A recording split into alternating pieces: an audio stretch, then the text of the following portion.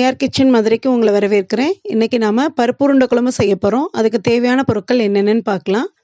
1 tumbler துவரம்பருப்பு, 1 tumbler கடலைப்பருப்பு, 3 மிளகாய் வத்தல், 3 பல் பூண்டு, 1 ஸ்பூன் சோம்பு, 1 ஸ்பூன் நாட்டு சர்க்கரை, தாளிக்கிறதுக்கு கடுகு, உளுந்தம்பருப்பு, சோம்பு, வெந்தயம், வெங்காயம் நறுக்கி வச்சுருக்கேன். அது கூட பச்சை மிளகாய் 2 நறுக்கி வச்சுருக்கேன், கருவேப்பிலை, கொத்தமல்லி, உப்பு தேவையான அளவு, தக்காளி 1, தேங்காயை சின்ன சின்னதாக நறுக்கி வச்சுருக்கேன், ஒரு அரை பவுல் கிட்ட, அரை மூடி தேங்காயை திருவியும் வச்சுருக்கேன், சின்ன வெங்காயம், கருவேப்பிலை, எலுமிச்சம்பழ அளவு புளி, குழம்பு மிளகாய்த்தூள், தேவையான அளவு எண்ணெய்.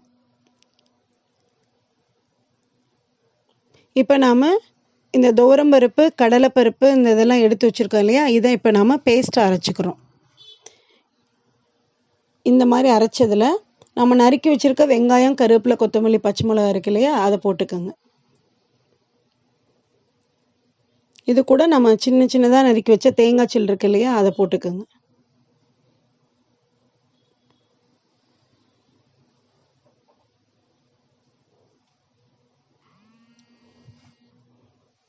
இது கூட தேங்காய் துருவுனது போட்டுக்கோங்க. எல்லாத்தையும் நல்லா பெசரி விட்டுருங்க.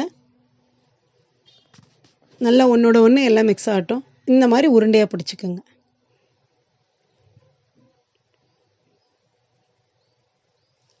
இப்போ வானொலி சூடு பண்ணிவிட்டு அதில் தேவையான அளவு எண்ணெய் ஊற்றிக்கோங்க.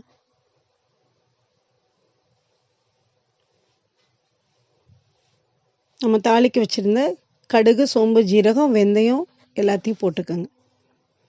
அது பொரிஞ்சோடனே நறுக்கி வச்ச சின்ன வெங்காயமும் கருவேப்பிலையும் சேர்த்துக்கோங்க. நல்லா வதக்கி விட்ருங்க. இப்போ தக்காளி, இந்த ஸ்டேஜில் தக்காளி போட்டுக்கோங்க. தக்காளி வதக்கும் போதே தேவையான அளவு உப்பும் போட்டுக்கோங்க.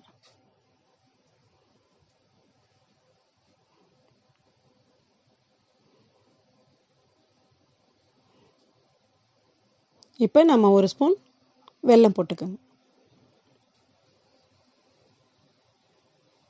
எல்லாத்தையும் நல்லா வதக்கி விடுங்க.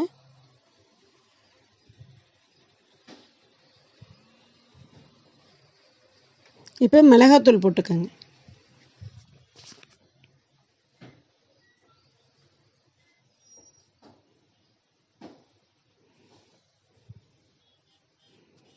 நல்லா கிளறி விடுங்க எல்லாத்தையும்.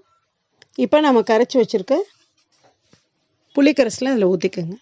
இந்த ஸ்டேஜில் உங்களுக்கு குழம்புக்கு எவ்வளோ தேவையான தண்ணியோ அப்போ அந்த அளவு ஊற்றிக்கோங்க. மூடி போட்டு மூடி வச்சுருங்க. நல்லா கொதி வரட்டும். இப்போ நல்லா கொதிக்குது. இப்போ நம்ம உருட்டி வச்ச அந்த பருப்பு உருண்டையை போட்டுக்கிறோம். பெருங்காயத்தூள் கொஞ்சம் சேர்த்துக்குங்க.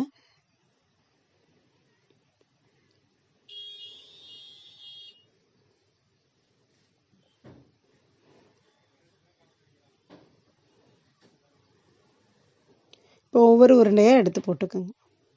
உடனே உருண்டையை போட்டு கிளறி விட்றாதீங்க. மூடி போட்டு மூடி வச்சுருங்க. ஒரு 5 நிமிஷம் மூடி வச்சுட்டு இப்படி இந்த மாதிரி மேலே வந்துடும். இந்த ஸ்டேஜில் நீங்கள் கிளறி விட்டுக்கோங்க.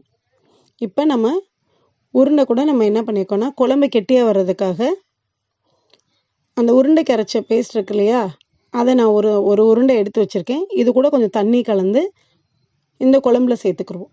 ஏன்னா குழம்பு கொஞ்சம் கெட்டியாக வரும், அதுக்காக.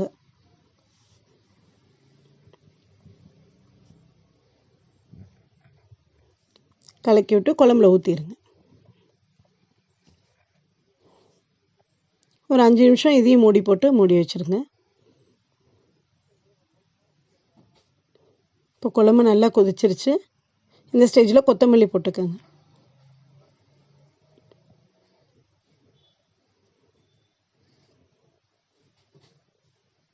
கொத்தமல்லி போட்டு நல்ல ஒரு கிளறி விட்டுருங்க. நம்மளுக்கு குழம்பு உருண்டை வெந்துருச்சுன்னு பார்க்குறதுக்கு இந்த மாதிரி ஒரு பவுலில் எடுத்து வச்சுட்டு ஸ்பூன் வச்சு கட் பண்ணி பார்த்தீங்கன்னா, ட்ரை பண்ணி பார்த்துட்டு நீங்கள் இது எப்படி இருக்குன்னு எனக்கு ஃபீட்பேக் சொல்லுங்கள். சிஆர் கிச்சன் மதுரைக்கு லைக் பண்ணுங்கள், ஷேர் பண்ணுங்கள், சப்ஸ்கிரைப் பண்ணுங்கள். தேங்க்ஸ் ஃபார் வாட்சிங்.